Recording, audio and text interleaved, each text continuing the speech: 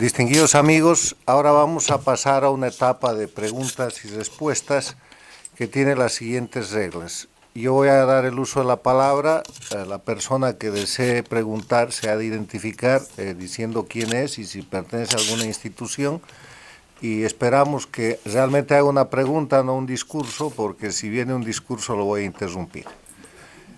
Quiero agradecer nuevamente a nuestros oradores y quiero decirles que las propuestas, las presentaciones que hemos escuchado esta tarde estarán disponibles en la página web de las organizaciones auspiciantes en la próxima semana y que publicaremos un Democracy Paper con el contenido de las exposiciones.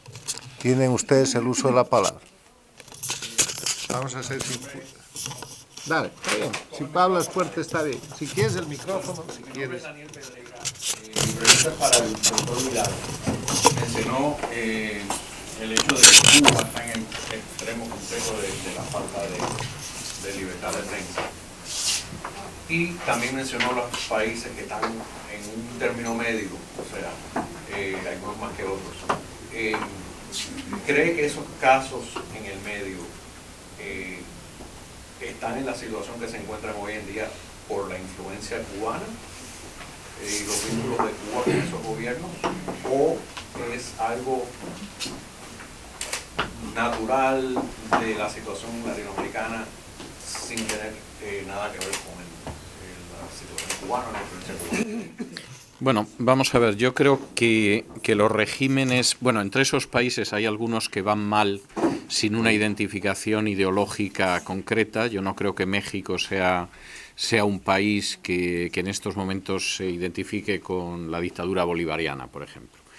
Hay otros que su propia visión ideológica ha hecho que la situación haya empeorado mucho en los últimos años. Es el caso del Ecuador, es el caso de Nicaragua, es el caso, por supuesto, de Bolivia y en buena medida también el de Argentina.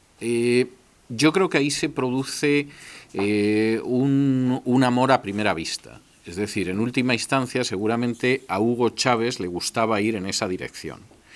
Pero además se encuentra un referente ideológico al que yo creo que contempla incluso con ternura, y no estoy diciendo esto de manera sarcástica, que es la dictadura cubana. Y evidentemente la dictadura cubana, que está a la búsqueda de novios desde hace muchos años, porque la desaparición de la Unión Soviética provocó una situación de desamparo internacional, pues la dictadura cubana en estos momentos y desde hace muchos años, por utilizar una expresión española, es que se apunta hasta un bombardeo. Es decir, va a abrazar a cualquiera que sea susceptible de ser abrazado. Como además la dictadura cubana tiene un pasado de ser un pozo sin fondo a la hora de la ayuda extranjera, es decir, la Unión Soviética ya en los años 70 no sabía qué hacer para dejar de dar dinero a Fidel Castro, y esto está documentado, y estaban desesperados porque Cuba les costó entre 8 y 9 veces lo que le costó a Estados Unidos el Plan Marshall para casi toda Europa Occidental, lo cual es ruinoso. Pues evidentemente Hugo Chávez fue un auténtico regalo del cielo para la dictadura castrista. Y Hugo Chávez además estaba encantado de darles dinero, etcétera, etcétera. Entonces yo creo que se ha producido una confluencia de gente que se siente identificada. Es decir, los cubanos están encantados de poder ayudar en tareas de represión, de vigilancia de la población, etcétera, etcétera. Y por otro lado, en el caso de estos regímenes hay un elemento muy antinorteamericano, y eso hace que ya exista una cierta simpatía de por sí hacia Cuba que ha producido esa reciprocidad de los dos, ¿no? Es decir, Evo Morales tiene un discurso que tiene que estar enamorado de Cuba por fuerza. Es decir, es un discurso antinorteamericano, antieuropeo, antioccidental, etcétera. Bien, pues tiene una enorme lógica, y por supuesto yo creo que ahí se ha producido un maridaje en el que las dos partes están encantadas, ¿no? Buenas noches, mi nombre es Emilio Sánchez y trabajo con la Sociedad Interamericana de Prensa. Acá frente a mí tengo a mi jefe. No pregunto. Ante todo también felicitar al panel. Por lo que se ha dicho, no hay manera de resolver los problemas que tiene la libertad de prensa si no hay cambio de gobierno, si no se rompe la estructura de dominación. Al menos en algunos países que podemos mencionar como Ecuador, como Venezuela, como Bolivia. En opinión de los panelistas, hay posibilidades de mediano plazo, por no hablar de a corto, de cambio de gobierno que permita una transformación de la estructura de poder, de la estructura de dominación, romperla y que dé paso a una sociedad libre. Sí, vamos a ver, yo creo que habría que articular medidas antes de que desaparezca el gobierno. Es decir, si vamos a estar esperando a que Evo Morales desaparezca o a que desaparezca Correa, etcétera, etcétera, evidentemente pues puede que tengamos que esperar bastante tiempo. Dios no lo quiera, pero puede que tengamos que esperar bastante tiempo. Yo creo que hay elementos internacionales que tendría que exigirse su comportamiento. Por ejemplo, el comportamiento de la OEA en estos casos suele ser bochornoso. Y yo creo que tendría que haber un frente unido de carácter internacional que pasara, entre otros organismos, por la OEA, que efectivamente exigiera que este tipo de leyes no se puedan implementar en estos países. Y ese es un elemento. Luego, si además de eso Evo Morales cae en Bolivia y Correa en el Ecuador, y no digo ya los Castro en Cuba, pues evidentemente destaparemos una botella de champán. Pero yo creo que hay elementos en estos momentos en los que habría que exigir eso. Es decir, usted no puede pretender recibir, por ejemplo, determinados préstamos de la banca internacional si tiene una norma que está estrangulando la libertad de prensa. Usted no puede pretender que se le renueven ciertos créditos si está persiguiendo a los periodistas. Usted no puede pretender que en un momento determinado su gobierno forme parte de determinadas comisiones ya de derechos humanos, por ejemplo, si se da la circunstancia de que no existe libertad de prensa, etcétera, etcétera. O sea, yo creo que son dos cuestiones distintas, aunque están relacionadas, y claro, mejorarán cuando desaparezcan, presumiblemente. No sé si...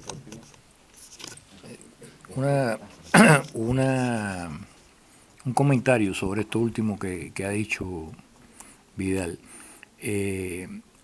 La tendencia natural, cuando alguien diga debe establecerse un vínculo entre la ayuda al desarrollo, por ejemplo, y la libertad de prensa, etcétera, la libertad de expresión, va a ser, están discriminando ideológicamente al país o al gobierno en cuestión.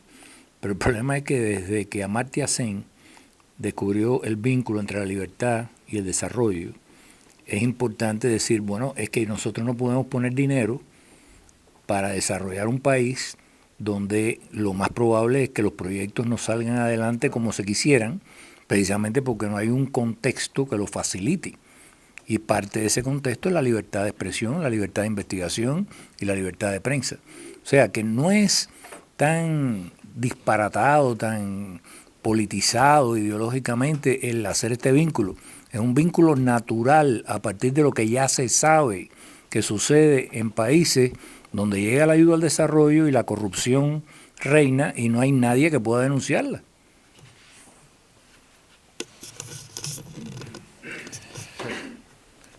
Bien, yo creo que hay una confluencia de factores. Y esperar sentados a que caigan los gobiernos para nosotros no es una opción. Cuando estaban por asesinar jurídicamente a Fundamedios, hicimos una rueda de prensa muy concurrida, ¿no? con toda la prensa ecuatoriana. Y una de las preguntas más recurrentes era, y bueno, ¿dónde van a funcionar? ¿En qué país? ¿A dónde se van a ir? ¿No es cierto? En un momento dado yo les dije, a ver un momentito, no me voy a ir en ningún lado.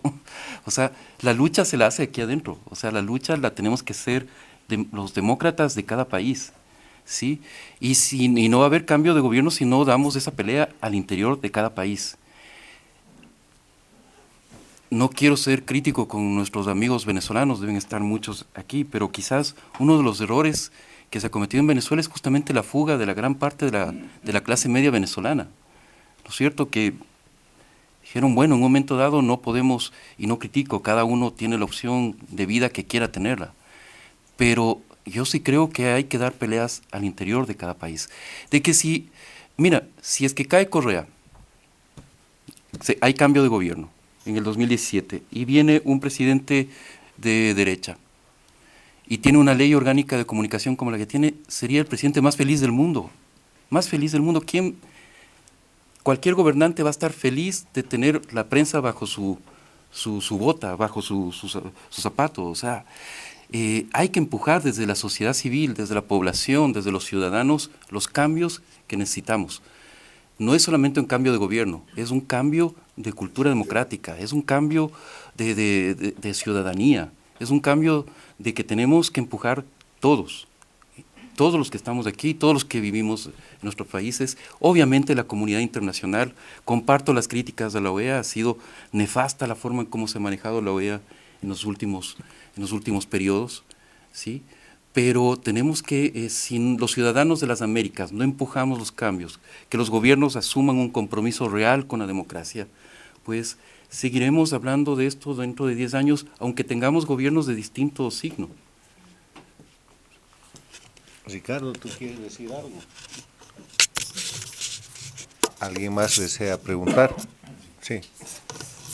Mi nombre es Saldaña, señor Saldaña. La pregunta para el señor César. ¿Quién sería o serían las personas que pudieran determinar no le vamos a prestar o a dar para que usted no haga eso, si los que aparentemente le están dando a Cuba todo a cambio de nada? Y el señor tenía otra pregunta para usted. Usted dijo que era importante y necesario pues el manifestarse. Hace 55 años eso mismo podía haberse dicho de Cuba. Y nadie se va a manifestar, sino las manifestaciones van a ser más mientras más sea el poder que toman los democráticos, que son ellos. Vamos a ver, yo creo que, por ejemplo, las directrices del Banco Mundial o del Fondo Monetario Internacional son muy respetables en términos económicos. Es decir, de pronto un país tiene que renegociar un préstamo y a ese país se le pide que suba el precio del transporte público, o que reduzca el número de funcionarios, o que realice una serie de recortes, etcétera, y eso nos parece razonable. Yo en principio no lo discuto, creo que es razonable. No veo por qué eso no puede estar unido a cuestiones que tienen que ver con derechos fundamentales como es el derecho a la libertad de expresión. Y, por supuesto, en la medida en la que un régimen recibe ese tipo de ayudas, evidentemente el régimen es muy difícil que se desarrolle económicamente, hay muy pocas excepciones a esa norma, pero el régimen se apuntala de momento. Y claro, apuntalándose, la dictadura castrista ha durado más de medio siglo. O sea, que quiero decir que se puede apuntalar durante mucho tiempo si se van sumando los años. Yo creo que hay que recuperar una política en la cual determinados programas de ayuda internacional estén vinculados también al cumplimiento de los derechos humanos. Y eso en el caso de Hispanoamérica además me parece absolutamente indispensable. Creo que es más difícil de implementar en otras partes del mundo. O sea, tampoco soy una persona que tenga una visión utópica de la realidad, pero creo que en el caso de Hispanoamérica eso es mucho más fácil de implementar y debería implementarse. Y tolerar que una nación en un momento determinado esté viendo cómo se renuevan sus créditos, cómo recibe ayuda internacional, cómo forma parte de determinados foros, mientras al mismo tiempo está quebrantando derechos elementales como es la libertad de expresión o la libertad de prensa, me parece que es inaceptable. Ricardo, te dijeron algo por ahí. No entendí si lo suyo era un comentario o una pregunta, pero... Un comentario, sí. Sí, así es. No, yo simplemente tratando de contestar algunas de las preguntas que han manifestado. Creo que hay un grave problema en América Latina, por más que de los 60 años de la dictadura castrista, también estamos sufriendo otro tipo de dictaduras y totalitarismo en todas Américas. Lamentablemente América Latina es ciclotímica, salimos de bien para caer en peor y de mal en peor y lo que fuera, ¿no? Entonces yo creo que es un problema, como decía César, tiene que ver más con un problema de cultura ciudadana que no existe. Nuestros gobiernos están mandados a hacer para tener grandes reuniones iberoamericanas, americanas, cumbres. En el 2001 yo creo que no hay un documento más lindo y más hermoso que la Carta Interamericana Democrática. Sin embargo, no se aplica para nada y son los propios gobiernos los que tienen casi la obligación por mandato de hacerla cumplir y no se hace cumplir. Entonces estamos viviendo en un silencio total de los propios gobiernos para defender la propia democracia. Así que yo creo que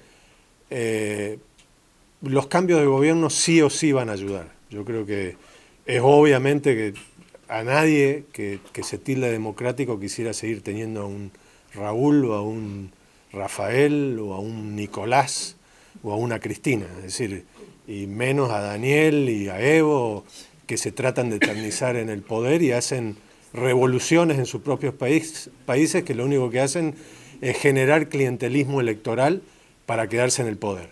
Lamentablemente va a haber cambios democráticos más adelante que nos van a ayudar, pero es obviamente que si no hay una cultura democrática, que empieza por la educación primaria realmente, no mucho va a suceder. Desde el momento en que en ninguna constitución, en que en todas las constituciones de América Latina está expresado el derecho a la libertad de expresión, pero no se ha reglamentado, como yo diría que es la base cultural de este país, donde tenemos 5 libertades bien estructuradas en la primera enmienda y donde han formado parte de la cultura desde hace años. Eso es lo que se ha generado en Estados Unidos o en países más desarrollados. Es generar la cultura ciudadana para que esas libertades se absorban como parte propia. En América Latina varios de estos gobiernos han entorpecido toda esa creación de cultura y ese es el problema. Pero yo creo y soy optimista en 2 cosas. Primero, en machacar. Creo fervientemente que tiene que haber organizaciones como Fundamedios, por eso nosotros cuando fuimos a defender a Fundamedios era defender la libertad de asociación, no era defender a César ni a Mauricio que pudieran trabajar, era defender la libertad de asociación que es consustancial a la libertad de expresión. Y por otro lado, defender otro problema grande que tenemos en todo el mundo, que es el tema del Internet. Todos creemos que el Internet es muy libre y ya estamos viendo cómo las leyes tratan de ponerle zancadillas, pero sobre todo en los grandes foros internacionales de Internet, donde se discute temas muy esenciales como neutralidad, la brecha tecnológica que debe ampliarse para los países, el tema de la interconexión. César estaba hablando, Carlos estaba hablando del tema de la poca penetración de Internet que hay en países como Honduras, que tiene un 18%, o en Venezuela que alcanza un 55%, cuando debería haber ya un problema grande resuelto a través de los gobiernos con las compañías de telecomunicaciones. También hay que ver que hay un problema grande en América Latina de empresas privadas. También acá se ha criticado muy bien y yo creo que es válida la crítica contra los medios de comunicación que se venden al mejor postor, al mejor gobierno. Entonces yo creo que esa parte de la cultura, de la libertad es lo que nos está haciendo falta. Falta comprender en la escuela primaria que el tema y el concepto de libertad no es una cuestión abstracta como nos hacen ver los gobiernos, sino algo concreto.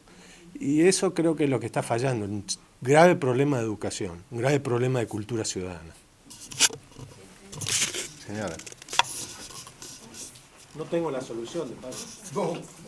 Buenas noches, yo soy María Fernanda Ellas, soy periodista ecuatoriana y soy columnista de La República. Bueno, primero agradecerles por la defensa de la libertad de prensa a todos ustedes y me ha parecido sumamente interesante el tema de los cambios de los valores, que lo acaban de abordar prácticamente los dos. Creo que vamos a necesitar una evangelización en valores de democracia, pluralidad y libertad de expresión y prensa. Ahora mi pregunta es para César Ricaurte, ya que está tan de moda acogerse al derecho de repetición que existe en el Ecuador y que estamos hablando de diarios cerrados, el gobierno con un gran poder de pautar y de quebrar medios si no se pauta en ellos, ¿es posible llegar algún día con un cambio de régimen o sin él a acogerse este derecho de repetición para los medios que han sido económicamente afectados? Bueno, el derecho a la repetición, simplemente para aclarar el concepto, es una figura que se está discutiendo en el Ecuador, por el cual si es que hay alguna condena en contra de un funcionario, ¿no es cierto?, por violaciones a derechos humanos, eso después se revierta no solamente contra el Estado, sino contra ese funcionario que causó causó el daño. Y evidentemente sí, o sea, en este momento ante la Comisión Interamericana y ante el Sistema Universal hay ya muchos casos, ¿no es cierto?, de violación a la libertad de prensa que se están tratando. El caso del Universo, el caso de Juan Carlos Calderón y Cristian Zurita, ¿no es cierto?, los casos de Clever Jiménez, Fernando Villavicencio y Carlos Figueroa, entre los que recuerdo, porque hay muchos más. Pero no solamente libertad de prensa, recordemos que lo que decía Carlos Sánchez en su introducción, es decir, cuando se viola la libertad de prensa en un país es que en realidad se está violando una serie de otros derechos y se quiere ocultar. Y entonces en el Ecuador hay una situación de violación de derechos humanos muy extendida. Y hay muchos casos de violaciones a derechos humanos, por ejemplo, de pueblos indígenas, de líderes campesinos, etcétera, etcétera, que están siendo llevados a la comisión. Y eso evidentemente va a ser pagado por el Estado ecuatoriano en un momento dado y va a provocar también procesos contra los funcionarios responsables de esos procesos. Bien, muchas gracias. Quiero agradecer a los panelistas, agradecer su presencia y para terminar simplemente un par de reflexiones sobre los temas que se han tocado. La primera es referida a la influencia o a la situación de violación de la libertad de prensa en la región, en América Latina, y el rol del castrismo de Cuba. No es una casualidad, es el líder. Es el centro de promoción, de concepción ideológica, de desarrollo y de sostenimiento de una franquicia de violación de los derechos humanos, la democracia, las libertades fundamentales y el Estado de Derecho, que se recrea con el dinero que Chávez lleva para allá a principios de este siglo y que crea lo que empezó siendo el movimiento bolivariano, se llamó el Proyecto ALBA y que hoy día se conoce como socialismo del siglo XXI. Y que en mi criterio ha producido una situación muy relevante, que es que Latinoamérica hoy día está bajo el liderazgo castrista.